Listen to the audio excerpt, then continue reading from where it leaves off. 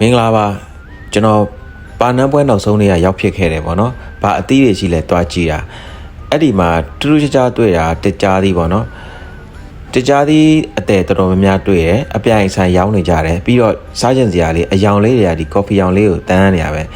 ရန်ကုန်ကတကြားသည်နဲ့အယောင်တော့မတူဘူးအရသာကတော့တူမယ်ထင်တယ်ပေါ့နော်။ပြီးရင်ခွာရတာလဲကျွန်တော်မခတ်ဘူးလက်လေးနဲ့အဲ့လိုခွာလိုက်တာပေါ့နော်သူတို့လှော်တဲ့ပုံစံကနူးညံ့ညံ့ဖြစ်အောင်လုပ်ထားတယ်ဒီလိုလက်နဲ့ခွာပြီးရတယ်ပေါ့နော်စားကြည့်လိုက်တော့လဲကျွတ်လေးတော့မဟုတ်ဘူးပျော့လေးနဲ့ဒီဟိုတွားတဲ့ကိုအလွယ်တကူပျော်ဝင်သွားတယ်စိတ်နေရပဲစားလို့တော်တော်ကောင်းပါတယ်တကယ်ကောင်းပါတယ်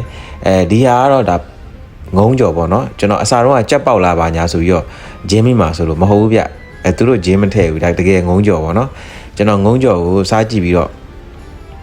တကယ်ကောင်းတယ်ဆိုပြီးတော့ပြောနေတာဖြစ်ပါတယ်ဒါကတော့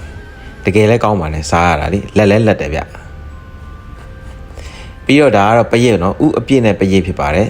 ပရိတ်ကလည်းတော်တော်စားကောင်းတယ်ဒါကတော့ပိုးကောင်ရော်ဖြစ်ပါတယ်